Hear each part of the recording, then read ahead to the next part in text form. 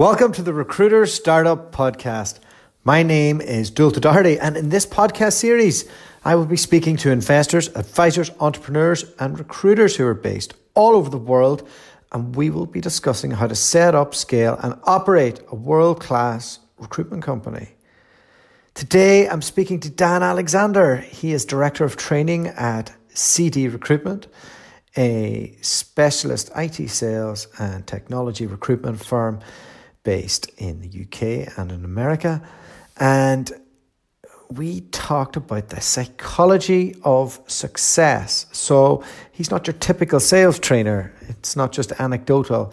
He goes through quite a lot and thinks about things in a really fascinating way. So we jumped into a lot of that detail, and what I thought was going to be a quick conversation very soon turned into a bit of a rabbit hole into the psychology behind recruiters and what makes them successful and what type of things that we have to watch out for.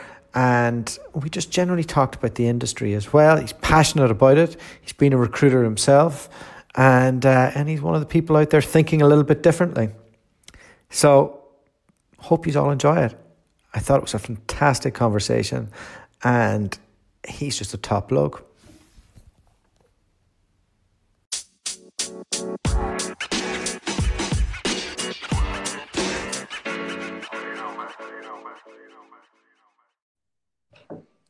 Dan Alexander, how are you? Hey, Dawson, I'm very well, thank you. How you doing? Very well. It is great to have you on the podcast. Great to finally be on, mate. Absolutely. I said to you briefly there, I feel like I know you. We've communicated so much online over the past few months, eh? Yeah, it's really, to be honest with you, mate, it's really absolutely compounded for me the impact of social media and social selling.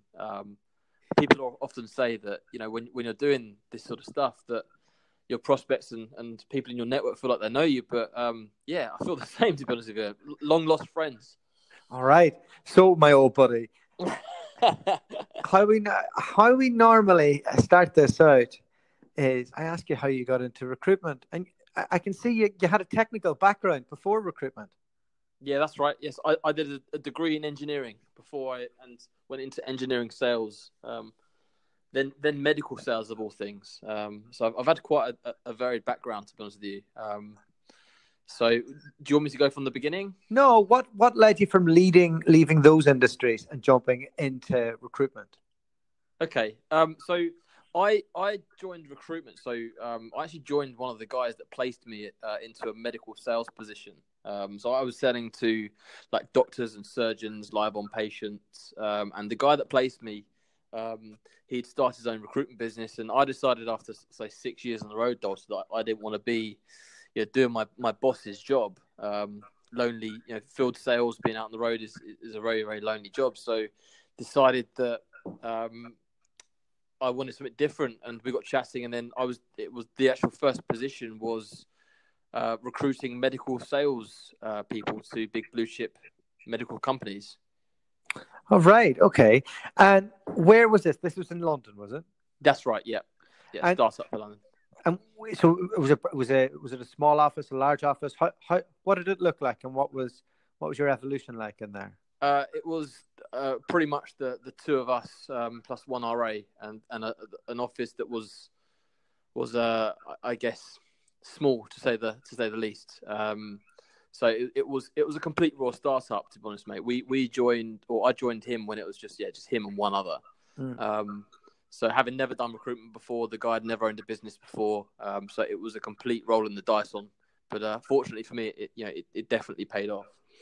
And was there a point in that, because I see you worked your way through the ranks a little bit. Mm-hmm. Did you guys grow much over those 3 years that you worked for them? Yeah, we grew from, we'll say, 3 people to 15 employees. Moved offices 3 times. It was a really, really rapid expansion. The guy that owned the business, he'd always set up with the view to it wasn't going to be a lifestyle business. He's going to try and grow it. So I was literally the first sole recruiter into that business. And was there ever a time when he was trying to hook you in with equity on that ride? There was part of that, yeah, absolutely. That was part of it, that the employees would own some of the business. Certainly, that's really attractive, by all means. And did he have a successful exit, or is he still going? Still going, yeah, still going. And tell me, what point along that journey did you think that the direction wasn't what you wanted to go in? Well, for me, I was commuting into the city, so I live on the suburbs of London. So for me to get into town is about an hour on the train, plus tubes and all the rest of it. And it was something I was prepared to do when I was building that business with them. And for me, everything changed. Everything changed when I found out I was going to be a dad. Big news. And he was actually the first person I told. I didn't tell any friends, family. I said to my boss, look, I'm going to have a baby. And looking down the line, even though I love this job, love this company, I'm working the hours and putting the hours in. I'm not going to see this kid grow up. So for me, it wasn't about it almost wasn't about the business. It was about circumstances that nobody could control. It's a tough business being in recruitment and being a parent.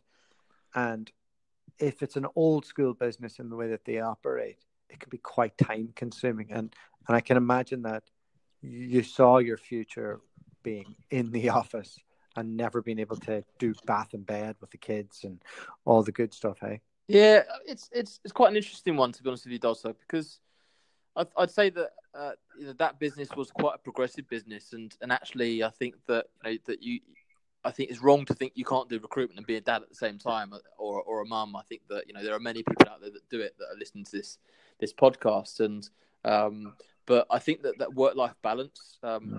Some of the poorest people I know, all they've got is money, and I think that there are so many other things in life that are important, and you've got to really weigh them up. So it was actually my decision. It was actually me that made the decision. And I thought, actually, do you know what?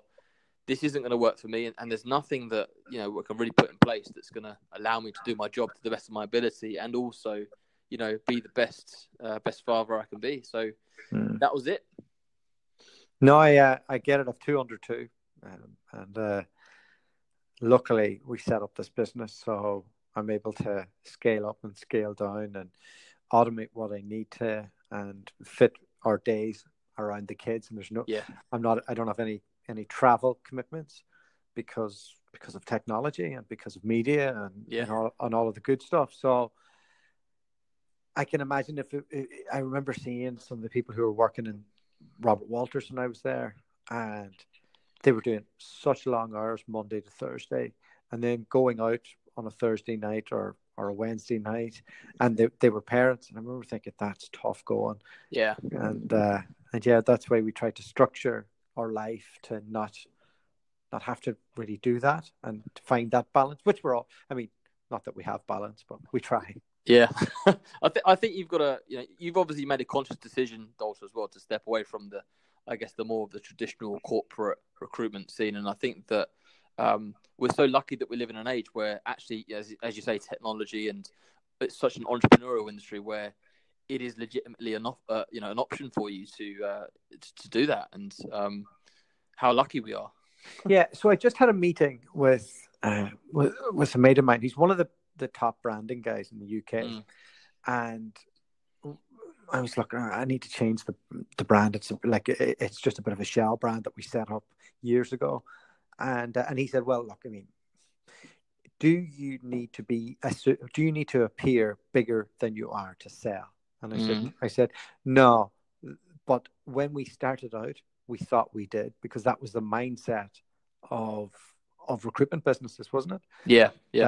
But it's changed now, and a personal brand is almost worth more because people can identify with it and build trust with it quicker.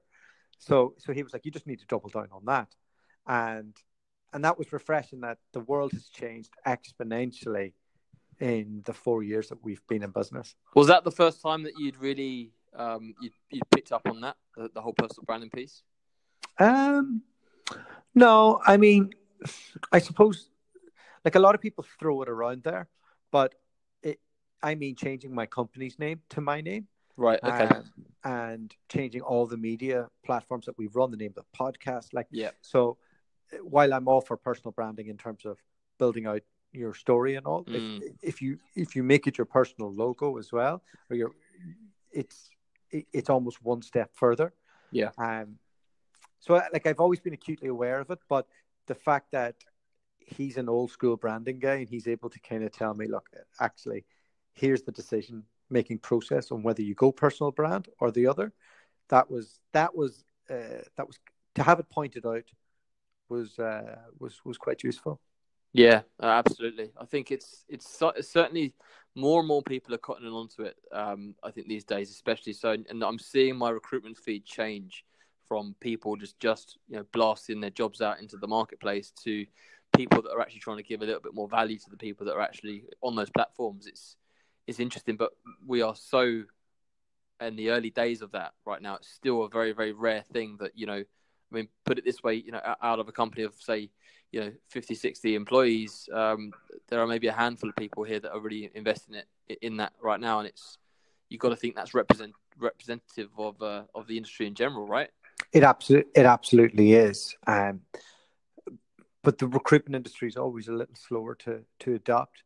I think Gary Vaynerchuk is influencing so much of what's happening out there and the talk of it. And like anything in business, I never look from within the industry for inspiration. I always look like what's somebody doing outside the industry that can be applied to it. Yeah. Because that's where you're always going to find it. Because I think in the past, agency recruitment has been quite a guarded area. And I was talking about this actually with Ed, who was on the podcast yesterday. It was all about the brand and the briefcase and the slick hair and the tie, and none of that builds trust with somebody who's looking for the next thing. It builds the appearance of success, but to get trust now it's a bit harder. You can't. I don't know. You can't really. I don't know. You can't convince somebody by appearance alone. Yeah, I think in this day and age where you've got things like, you can know on YouTube, you can know on like Amazon, when you buy a product, you know exactly what you're getting beforehand because it's so transparent and people just expect that now. I think that's now transferring into the personable world of recruitment. So if they can see who you are, if they can see on videos, they can see how you are, that you're genuine, and they're going to pick up on other things versus just your corporate logo and your corporate headshot, then that can only be a good thing in my eyes. And Dan, I wanted to have you on the podcast because you have an opinion. Yeah. You like to put it out there. Yep. You like to tell a story, and you're passionate not only about what we've just discussed, but about the psychology behind success in recruitment. Yeah. And what it takes. And that's what you do for a living now, isn't it? That is correct. Yeah. So I'm a recruitment trainer who does the recruitment training piece as a very, very small part of what I do. But one of the comments that you've said to me, Dualta, that really stands out is you take inspiration from outside of recruitment. And that, I think, is a really, really, really is a lesson really worth learning. It's looking at all the other things around recruitment that make you successful that isn't recruitment training. So let me delve into that a little bit further. Yeah.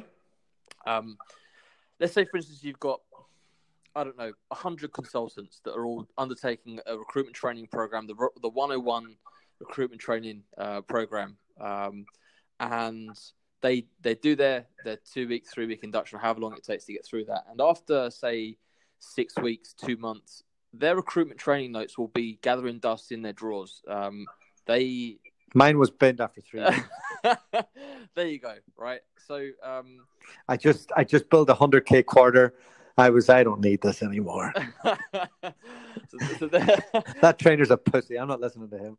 So there you go. Right. It just proves that. And so then really what you come down to, even if you gave the same training to those 100 different people, you're going to get people that are successful and you're going to get people that aren't. And I'm sure it's all coming from an amazing place.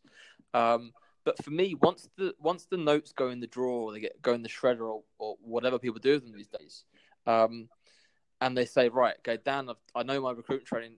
I don't need you anymore. That's typically at the point at which you need me the most, because if one guy can walk into a company and he can put in his 12-hour shift or whatever and do the calls and build his social brand, and another person does the exact same hours, but one person is earning 150, 200 grand on his P60 or her P60, and the other guys are doing, say, a quarter of that, and that's the piece that really interests me, and that's the bit that isn't recruitment training. It is. This is just an observation on what is the difference. I used to, when I was at Walters, I used to watch failure as much as I used to watch success. And in big offices like that, there's just people are coming and going and failing and doing well and moving on all the time. And I think a lot of it is the desk that you inherit. Yeah. That was one thing. And then it was almost the discipline as well. If you're in a good discipline, in a good market, in a good desk, with a good team, you're going to do great. And I used to see, I could be completely wrong, but I used to see the best recruiters that they'd interview, the people with the most potential, they would put into finance or IT.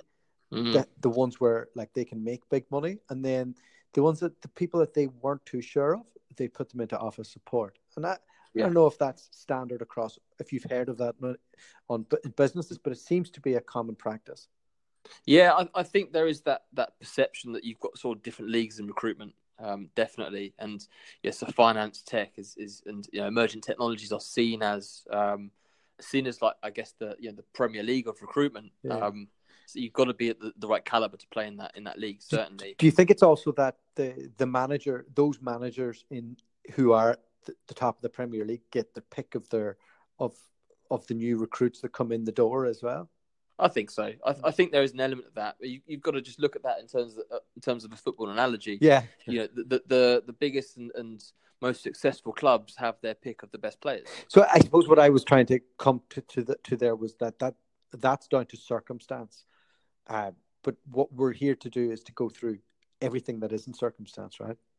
Yeah, I guess so. But also, there is a choice, right? There's absolutely a choice. So people say, I want to get into recruitment because I can make good money. Yeah. That's like saying I want to be a footballer because I can make good money. It's like, well, what league do you want to play in? What team do you want to try and play for? And sometimes it's a case of being picked, but you do have a choice. You can apply proactively to these companies. Yeah. You can choose who you work for.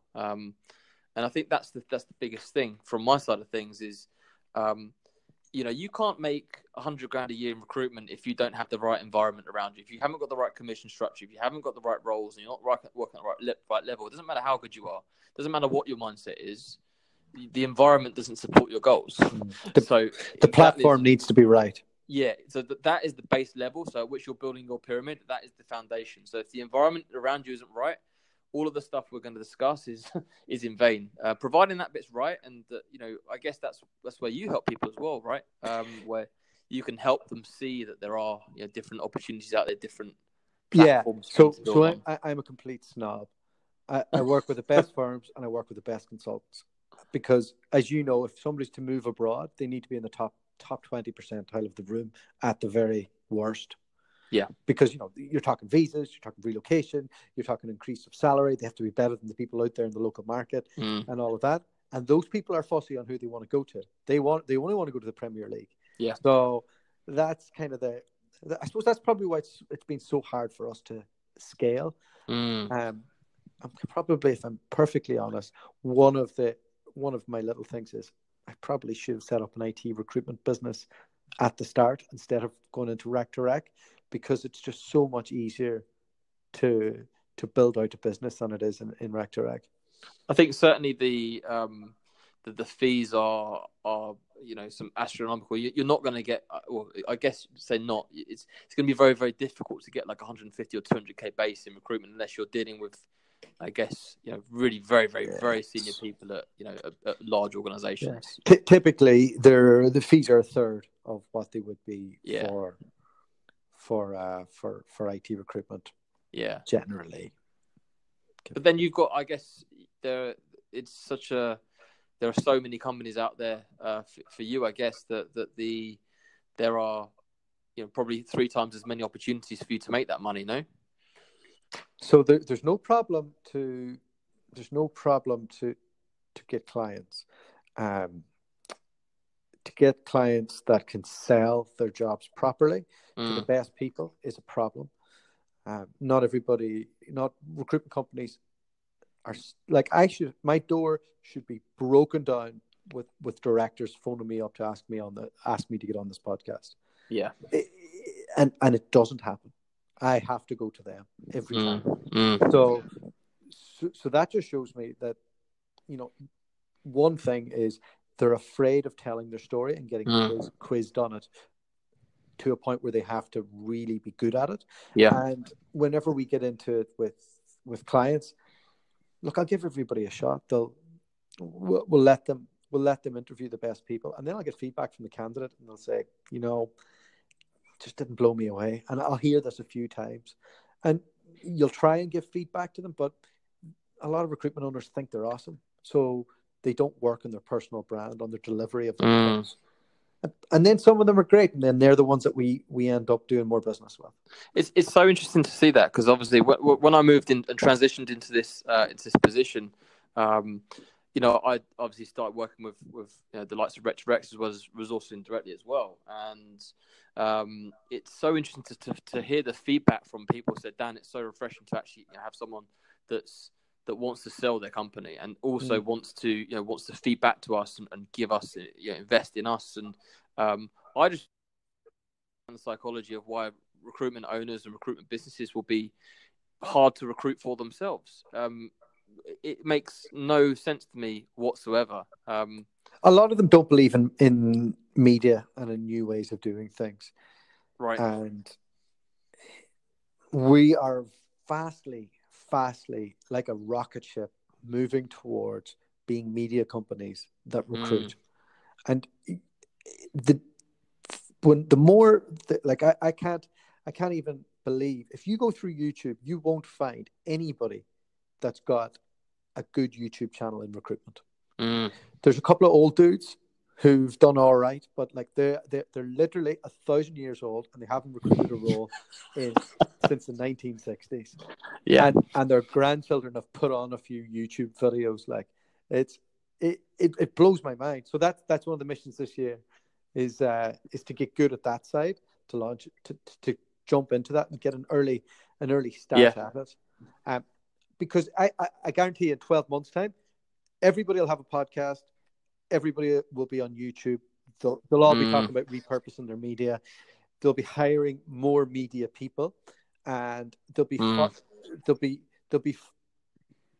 it just, like, right now, people are saying, well, it's too hard to get an ROI on it, and that's just because they're not doing enough. Yeah. But I'm sure you can see all that coming, right? Absolutely. I think that it's really, really, really very interesting what you say, because I'm in complete agreement. I think that I think it's like any, I guess, emerging technique or technology, that the first people to jump on it will get the first mover advantage. Absolutely. But you're right. There's no one in my mind that I can think of. I can think of people like photography, like Peter McKinnon and a few others in that area that are really smashing it. I can think of some people people like Gary Vee, obviously, and there's obviously some generic sales trainers out there like Grant Cardone that are absolutely all over it. But in recruitment, it's crying out for some people to put their spin on things. Absolutely. So I've had two of the guys that are kind of doing well at it. Steve Lotz is one, and I've been on his show actually, and Joe Mullings is the other. Joe Mullings met Gary Vee the other week and had it up and all the rest, but both lads are over 50. This is one of the youngest industries out there, and you've two old lads who are leading the way in social media, which, again, nothing against old people, we're all going to be old at some stage, but come on, like, what's taking so long? So what do you think is stopping people then, in your opinion, Dosa? People are overcomplicating it. So to get started, people don't want to just keep on saying the same thing. So I suppose when I was researching how to do this podcast, part of the thought process was, how can I do it in a way that won't be boring and I won't be a complete knob? And to do that was to get the best out of other people, and which then allows me, if I do want to speak on anything, I can speak via the information that they give me, and that gives me new stuff to talk about all the time. And you know, I can have my own thoughts on that, but it comes from it comes from a good place, not a sociopathic place. And there's a couple of sociopaths out there doing some media and recruitment. I'll not name any names, but I'm sure you've seen you've seen it. Yep. You've seen a few. And it's that's it. So it's just getting started and then overcomplicating the process, and then thinking that, you know, you need to spend a load of money to do it. And then perfect is the enemy of progress when it comes to like, just get started and then improve it slightly, like get a wee bit better each time. Like, this is just off a mobile. I have no equipment. We're going to hit 30,000 downloads by the end of the month, and we have 2,000 this week. So I think that the more anybody does something, the better you get at it, and you can just get better equipment as you go, and that's it really. They call it the power of diminishing returns, right? Where you get a better microphone and you get a big advantage, and then you get like the next bit of equipment, and then, you know, by the end of it, that you're I guess the pro, and you get such a small return on, you know, paying, say for instance, 10 times more for a camera or a microphone. The difference is so insignificant, but in the early parts of the equipment where you've got, you know, where you're going to get like some, say 4 or 5 times the quality, then absolutely, I'm gobsmacked at how easy this is, you know, to talk to you on this technology. It's incredible. So, you know, like to put it into simple terms, Joe Mullings is leading the way in doing it nicely and edited, but he's spending $600,000 a year. Wow. Right. I put a post out over the weekend about Oleg and Bridget, and it was just a screenshot, and it started garnering traffic. So then I just put a link to the podcast. I did a couple other things. It went to 1,300,000 people. Wow. And that's just because LinkedIn likes talking about itself. Yeah. So I could wait until I'm in my 50s and I have a bit of coin and buy some cameras and stuff, but just need to get started. Like, yeah. So we've gone on a bit of a tangent here, right? When we were talking about the psychology of recruitment success, and where we left that piece off was that you said it wasn't a choice. Basically, you don't have to choose to do a shit desk in a shit company. You could find who are the Premier Leagues within a good niche discipline, and you could go after that job. And if you don't get that job, you can keep on trying until you get the right entry into recruitment. Yeah, I absolutely fundamentally believe that there is the good, the bad, and the ugly out there, and who you work for fundamentally is a choice that you've made. Big time. Yeah. Don't get into blue collar recruitment. Don't get into education recruitment. Don't get into social care. Get into something further up the food chain. And if you all want to give me abuse for that, I don't really care. But I guess that, yeah, the thing is, those people are providing a valuable service to their clientele, and also sometimes that might be completely right for somebody. You know, not everybody will play for, you know, in the Premier League or in the Champions League final. That's true. Not every footballer will win the World Cup. It's, you know, but that's not to say you can't have a bloody good career playing for Swansea and earn a lot of money doing so as well. Yeah. So I guess it's horses for courses. Yeah, but Swansea doesn't have to worry about getting automated like the blue collar industry will. But in terms of no, I think, just to get back onto our point, in terms of recruitment success, in terms of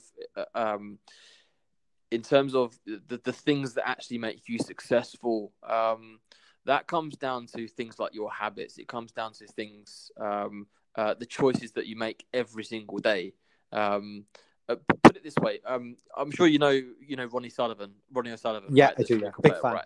cool. So a few years back, most people may not know this story, but he was having some big problems with himself, and it was all psychological. So the most talented snooker player that the world has ever seen, I guess debatable, but No, he is. Yeah, absolutely right. So he was having troubles and just throwing the towel in and just not trying hard. He's like, well, I don't know what the hell's wrong with me. And so he went to the guy that wrote the Chimp Paradox. Is it Professor Steve Peters, I believe his name is. And he's like, look, your problem is nothing to do with snooker. Your problem, people don't have and to translate that into recruitment and business, people don't have business problems. People have personal problems. They have people problems. So the thing that's holding you back is most likely you. So it's understanding, right, what your limiting beliefs are, what the things that you say are that are holding you back. It's understanding things like what your habits are. So again, to break. Sorry, go on. No, I'm just like, well, sorry, I was just agreeing with you, but yeah, just an analogy. Jordan Peterson said that the party, like your life isn't about that holiday that you get once a year. It's about perfecting the little things that are happening every day in your life. Absolutely.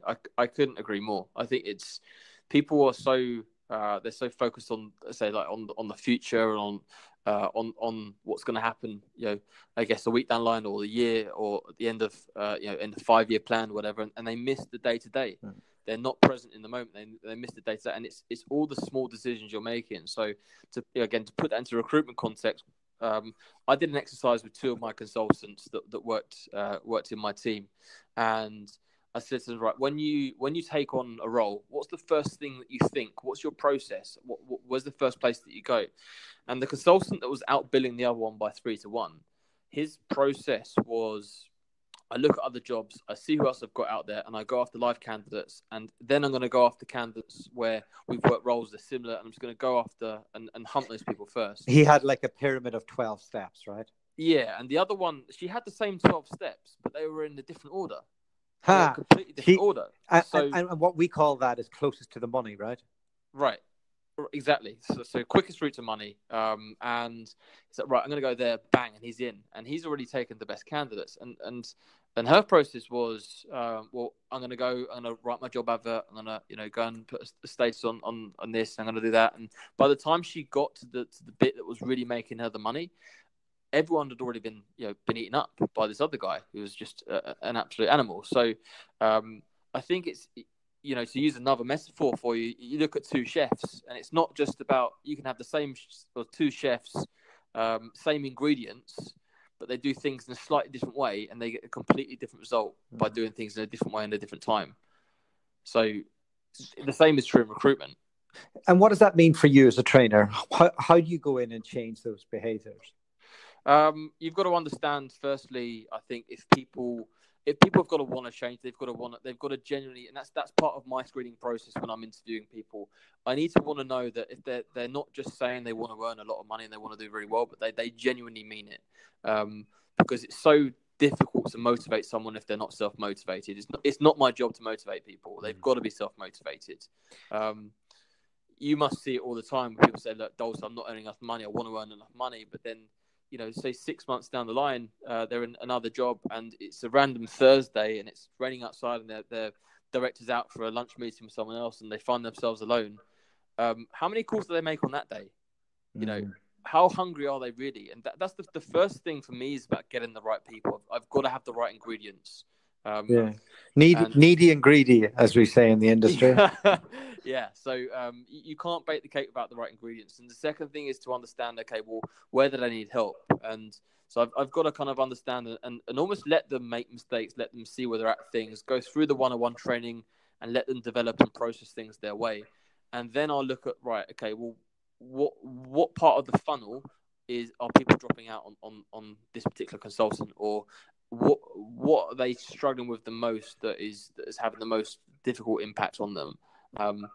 And really that comes down to repetition, but also in terms of I've got to get these guys on my wavelength. So I'll also use things like hypnosis. I'll use things like different psychology exercises with these guys to help get them understanding things in a different way, and hopefully you get that eureka moment and things start to change for that person. Let me jump into some of that. Firstly, how did you learn some of those skills? Yeah, I've always had a real passion and interest for like sales training.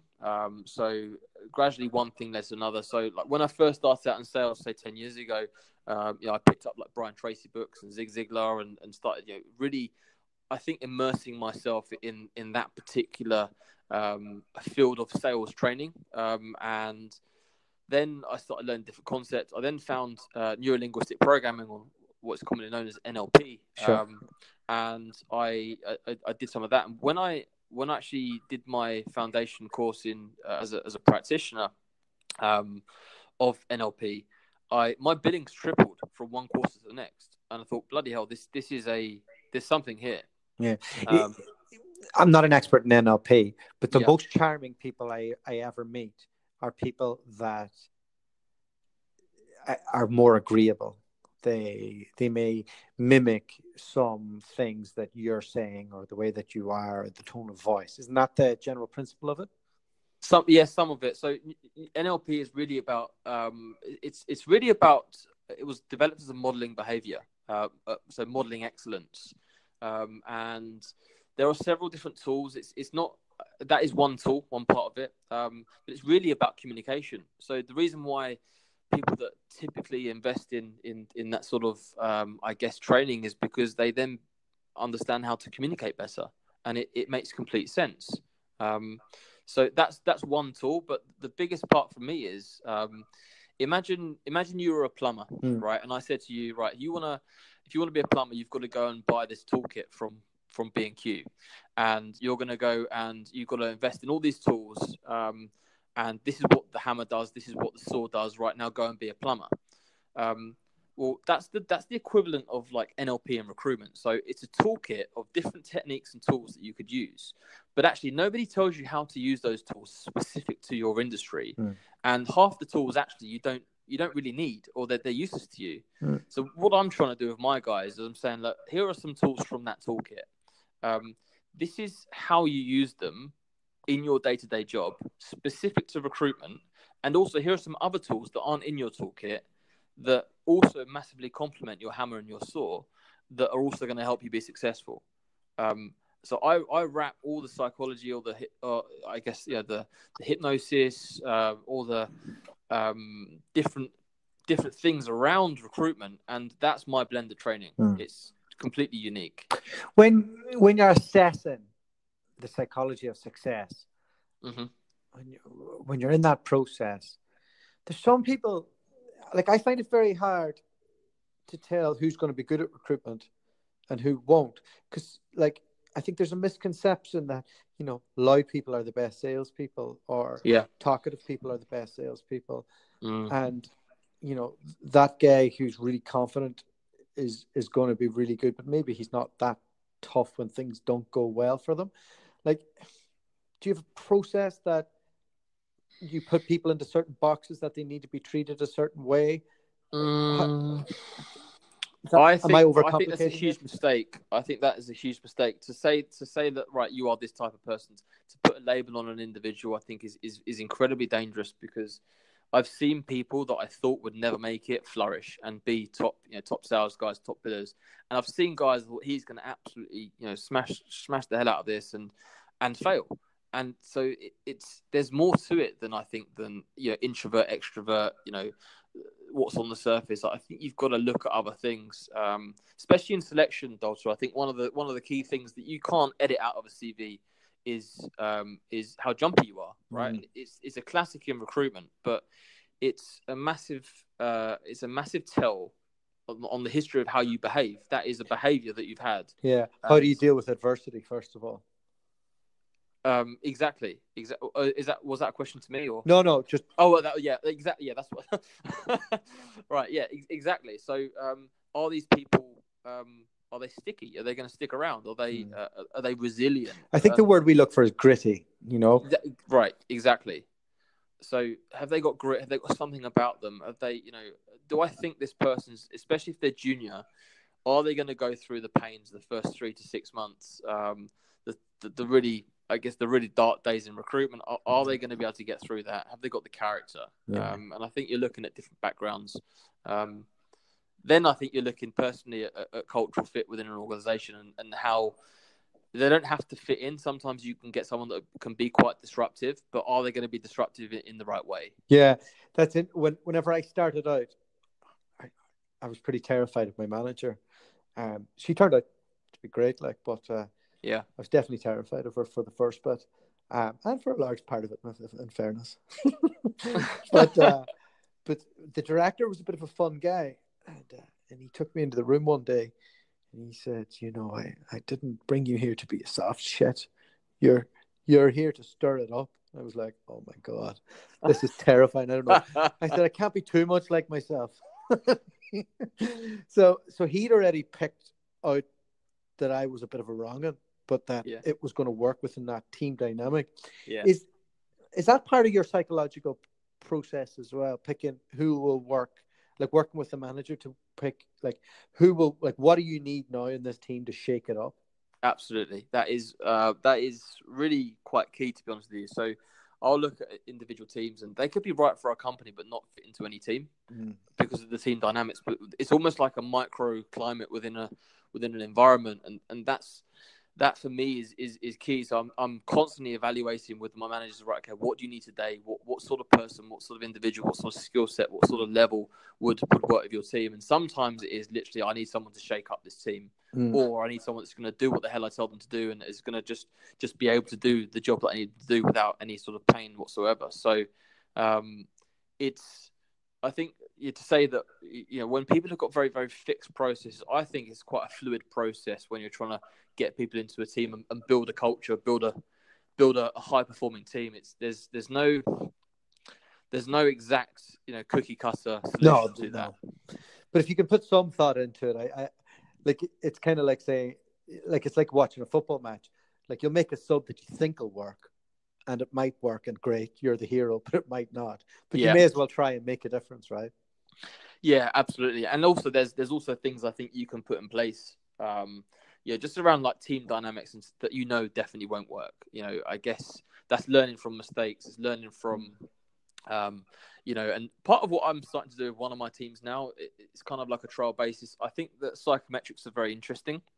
I don't think they should be the sole decision-making tool, but certainly we've done some work with one of my divisions, and on psychometrics, and we've figured out, like, right, but that for me is more about, am I getting what you say I'm getting? So if you tell me you're money motivated, are you actually money motivated? If you tell me that you're I guess an outgoing person, is that what your profile tells me about you? And I just want to know that I'm buying, I'm getting what I'm buying.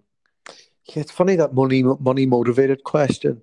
Like, everybody likes to get paid. Yeah, of course. I think I was more leaderboard obsessed. Like, I kind of wanted to be the biggest biller all the time, and my ego was more vested in that than the actual dollar number that came out.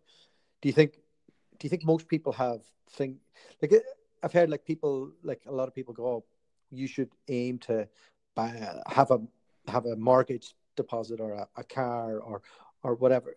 I wonder is that a bit simple in terms of motivating people?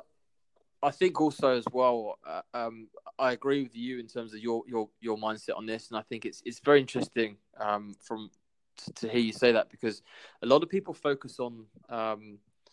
You have ever seen Enter the Dragon, Dualta? Yeah, I have. Yeah. Right. So at the beginning when Bruce Lee's training the guy, and he says,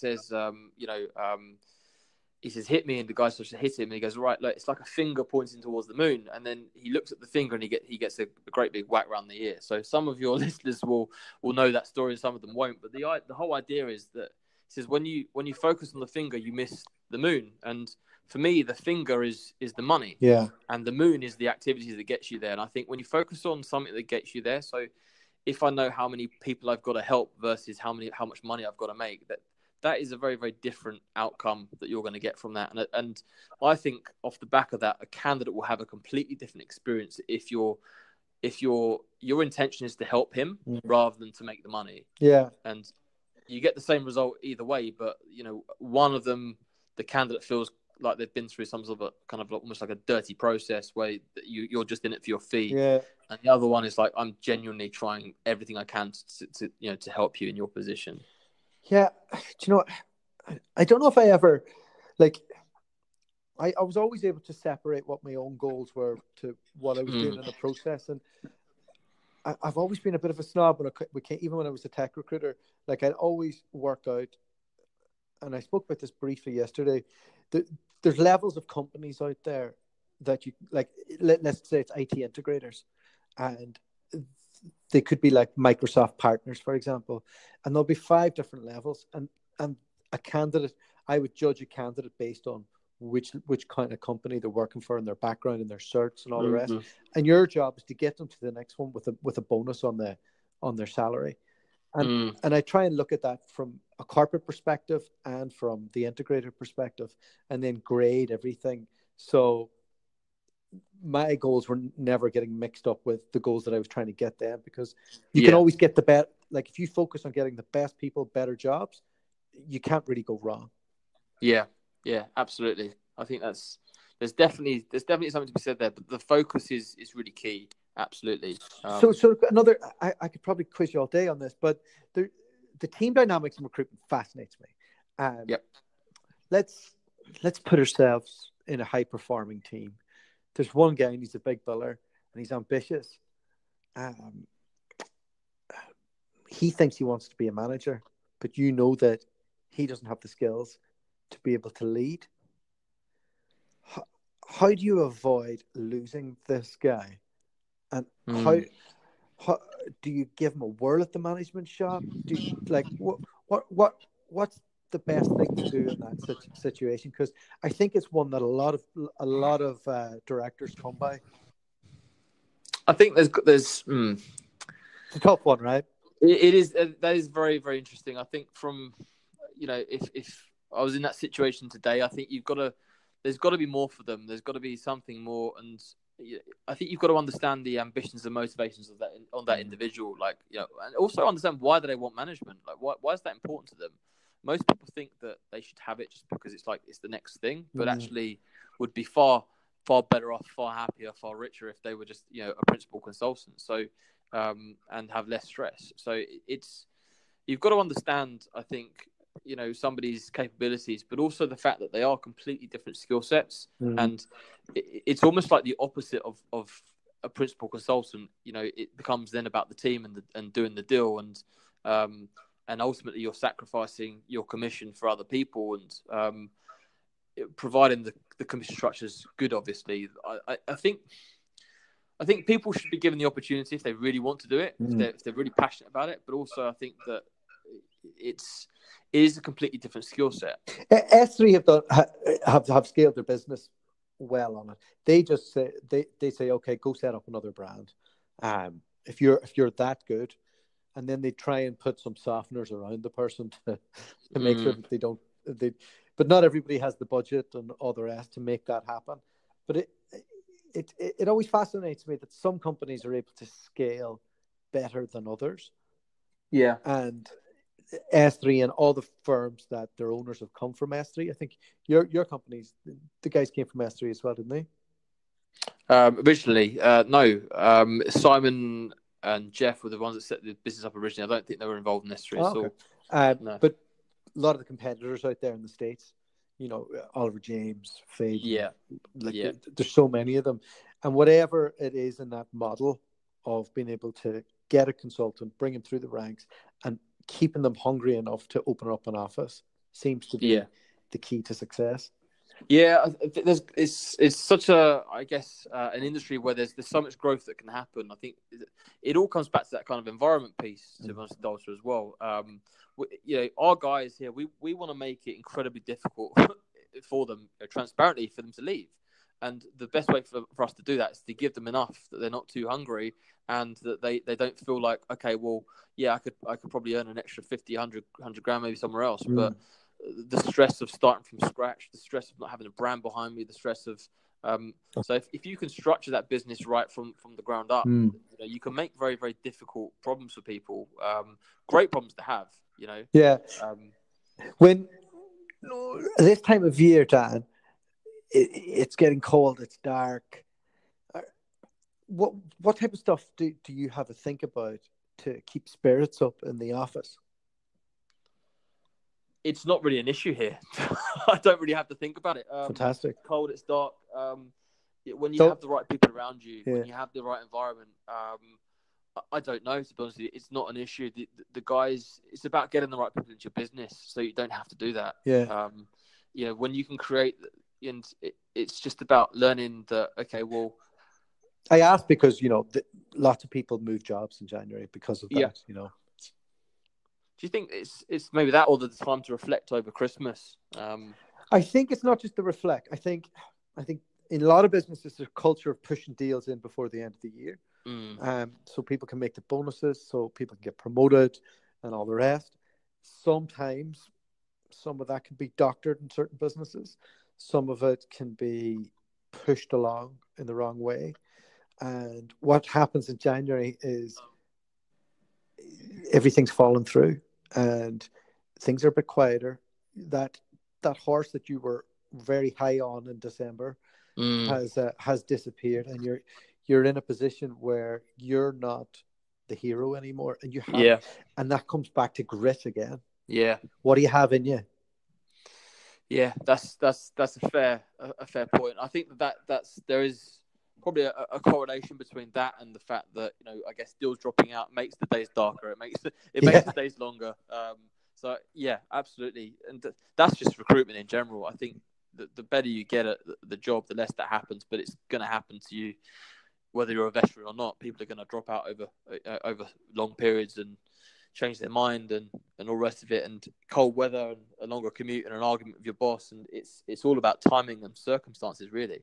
Tell me, what else have we got in the training world that I haven't asked you about? I think I've covered quite a bit. What specific to my methods and what I do? This is the Dan Alexander hour. Let's. So yeah, I think from my side, I think there's a huge part on obviously the things we've discussed, but also one of the things that I've recently started getting into, actually, this is me personally now, so getting away from what I do, but my personal journey is actually supplementing the right ingredients into your body, into your brain. So I've just started taking a few different sort of supplements that even just like a really, really, really good high quality. Are you on the Joe Rogan train here? Are you? Yeah, yeah, like all the nootropics and yeah. It's really, really, really fascinating to me, and it's made an incredible difference to me personally, just in the last sort of say 2 or 3 months, just by making sure I'm getting the right things into my body. I'm not a massive sort of healthy advocate in terms of sort of eating the right diets and stuff. So probably there are some things lacking, but I actually couldn't tell you the difference it has made to me by just having the right micronutrients that are coming into the old grey matter. Also, I'm on this kick. It's called not drinking. Yeah. Yeah. How's it going for you? So I did 5 months sober last year. I did nice 2 stints. I did a 3-month and a 2-month. And the 3-month really broke down some barriers for me. Yeah. I realized that I was associating alcohol too much with success, with failure, with good times, with bad times, with reward, with stress. And, I'm not like crazy like I used to be or anything in my 20s. But, I'd have big weekends away with the lads whenever I get it. And then I just find myself tipping away the odd night, Friday night and that. And Saturday day, I'd have a couple of pints. And just before you know it, my mindset isn't as positive. And I'm not firing on all cylinders. And I'm just not being as focused as I am. And then I'm not training as hard and I'm eating worse. And So I just wanted to give it a whirl, see how how it could go being sober for a little while. But How's it working for you? so far, so good. I'm, stopped drinking. I went back, have had a few drinks for 6 weeks, and then stopped drinking again in Christmas Day, and haven't had a drink since. And I'm happy not to, unless, as I was saying before, I take this podcast on the road and go to New York. I might have to have a pint then. Yeah, it's. I think everything in moderation. I'm not a huge heavy drinker these days. I think that You're an old bloke now, though, Dan. Only 31, so I'm fairly young. You can still recover. Okay. Yeah. But funny enough, the day I turned 30, my partner she said you're going to wake up with a bad back tomorrow, and it happened. So definitely not bouncing back as quickly as I used to. I think the one last thing I think is definitely worth covering as well, because a lot of these tools and techniques that we're arming these guys with and giving them, and these influencing techniques and tactics, and not only themselves but others around them, they're incredibly powerful. And I think one of the key things I think is important is the fact that they work. They work really highly effectively, but it's how you use them. So, say for instance, I don't know, you had a hammer, right? So you'd be given these new tools, and you go, right, you've got this hammer. If you use it to go and smash all the car windows of the cars around your local area and hit people over the heads with it, it's seen as a bad thing. If you use it to go and build an orphanage for in some sort of third world country, the hammer's a good thing. But the hammer itself is just the hammer. It's not good or bad. So one of the key things that I think is really important is getting people in here that are genuinely good and have a high degree of ethics. Don't use NLP and hypnosis in the bar when you're trying to chat up some bird. It all works, I'm guessing, but it's also about just really understanding the motivators of the individual that you're dealing with, and really understanding them. And sometimes you'll get people where you give them everything that they want, and it's the right job for them at the right time, and the individual, say the candidate, has almost like a buyer's remorse at the very end of the process, because they've got to hand in their notice, or they've got to hand their resignation in, and it's helping those people get through that time and not be influenced by other people that it's only good for them. So I think there's so much to this. I think the recruitment 101, you've got to have a really, really, really good foundation in recruitment and quality training about the cycles, the different types of recruitment and how to do it well. But also, it's then the next level of that. And you've got to ask yourself, what are you doing to invest in you? And what are other people doing to invest in you around the things that they already know? So that for me is what I'm all about, and it's incredibly successful so far. So I'm just going to keep spreading the message and keep getting great people into our company, Dualta. Good man. And is a podcast coming soon, Dan? I've definitely thought about it. I've had a chat with a couple of guys, but I would be keen to start, putting out some media, whether it be podcast or, specific to these tools and techniques around recruitment. Psychology of success. Yeah. Dan Alexander's Guide to Recruitment. I call it recruitment cybernetics. So cybernetics is like, it's helping you steer. It's the Greek word to steer. And it's all the things outside of recruitment that make you successful. So that's what I'm all about doing. But absolutely. So video, potentially podcast, we'll see. But I'm certainly a massive fan of your show, Mason, and looking forward to seeing these videos that you're going to be putting out. All right, brilliant, Dan. Thanks so much. This was awesome. Yeah, I really enjoyed it, mate. Speak soon.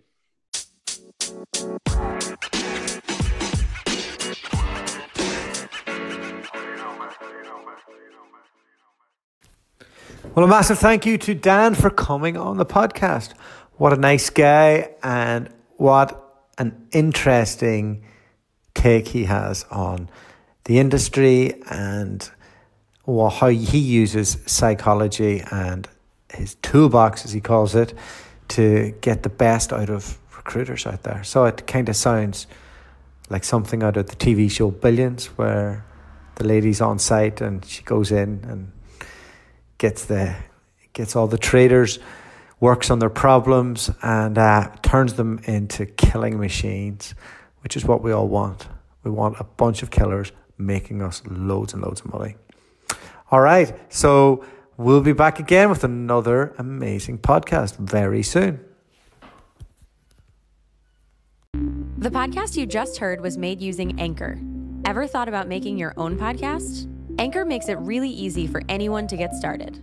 It's a one-stop shop for recording, hosting, and distributing podcasts. Best of all, it's 100% free. Sign up now at anchor.fm/new. That's anchor.fm/new to get started.